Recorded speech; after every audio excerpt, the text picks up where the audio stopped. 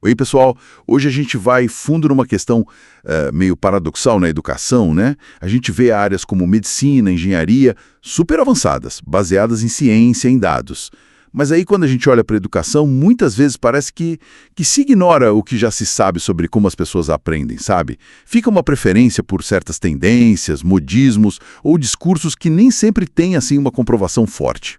Para entender isso melhor, a gente está se baseando hoje em ideias do Matt Bury e também do Hélio Dias. Eles levantam um ponto interessante. Essa resistência em usar o que a ciência já mostrou que funciona, talvez seja um sinal de, como eles chamam, maturidade profissional, ou a falta dela na área. Então, nosso objetivo aqui é explorar essa tensão. Por que será que práticas comprovadamente eficazes acabam ficando de lado às vezes? Vamos tentar desvendar isso. Exato. E é importante definir o que são essas práticas baseadas em evidências que a gente está falando, né? São métodos, olha, estudados há muito tempo. Décadas mesmo, pela psicologia cognitiva, pela neurociência educacional. Pensa, por exemplo, na instrução direta bem estruturada, o professor ali guiando passo a passo. Ou então a prática distribuída, que é basicamente espaçar o estudo, sabe? Não deixar tudo para a última hora. Ah, entendi. Tipo, estudar um pouquinho a cada dia em vez de maratonar na véspera da prova. Imaginam que entra aí também o feedback rápido, né, para corrigir na hora. E aquela tal de recuperação ativa, aquela coisa de fazer o cérebro buscar informação. Tipo, com testes, perguntas frequentes. Pois é, são estratégias assim, com muito respaldo científico. A pesquisa mostra que elas funcionam mesmo para melhorar a retenção, a compreensão. E o fascinante é que, como eu disse, não é algo novo. A base de pesquisa é sólida, é antiga até. Pois é. Mas aí vem a pergunta, né? Se a ciência aponta para isso, por que tanta resistência? As fontes que a gente leu falam muito dos modismos, citam exemplos, tipo a teoria das inteligências múltiplas ou aquela ideia de aprendizagem por descoberta sem muita orientação, e até certas abordagens, às vezes chamadas de pedagogias libertadoras, que segundo essas fontes, né, apesar dos objetivos sociais importantes, talvez não tenham passado pelo mesmo crivo de validação empírica rigorosa.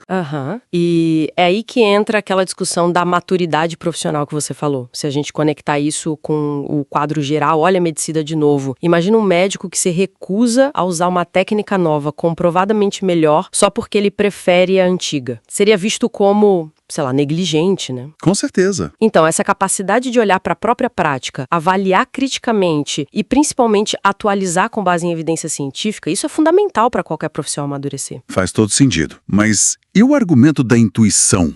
Da experiência do professor. Isso não conta? Como os textos abordam isso? Olha, eles não negam o valor da experiência. De jeito nenhum. A crítica é mais a romantização disso, sabe?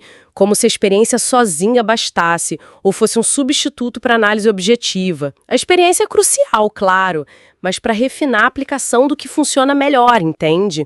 E não para justificar continuar com métodos que já se mostraram menos eficazes. Valorizar o saber docente inclui também essa capacidade de integrar o conhecimento científico na prática. Entendi. Então, qual seria a solução que eles propõem? Uma profissionalização mais focada em evidências? Exatamente isso. As fontes sugerem, assim, uma reforma na formação de professores.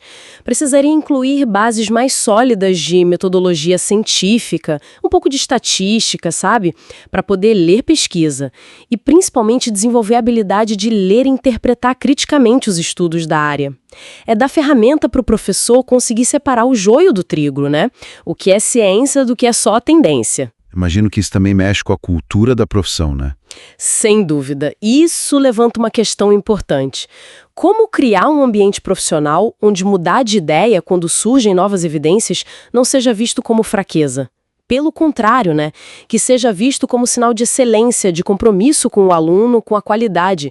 É aceitar que a ciência avança e a nossa prática precisa ir junto. Então, para amarrar a mensagem principal que a gente tira dessas fontes, adotar práticas pedagógicas que têm comprovação científica não é ser conservador ou tecnicista. Seria, na verdade, um compromisso ético, principalmente com os estudantes mais vulneráveis, que são os que mais dependem da escola para aprender. E é um sinal de maturidade profissional mesmo. Então, só recapitulando rapidinho o que a gente discutiu. Esse conflito que existe na educação, entre abordagens com forte base científica de um lado E do outro, uma certa adesão a tendências, filosofias que, ok, podem ser populares, mas nem sempre têm aquela comprovação robusta. Exato. E aí fica uma reflexão final que vai um pouco além do que os textos respondem diretamente, né? Pensando nessa resistência toda que foi documentada, que mecanismos concretos a gente poderia ter, além da formação inicial, que a gente já falou, que mecanismos poderiam realmente apoiar os educadores que já estão aí na batalha da sala de aula a adotar e adaptar continuamente essas práticas que a ciência mostra que funcionam, no dia a dia mesmo? Fica aí a pergunta para a gente pensar.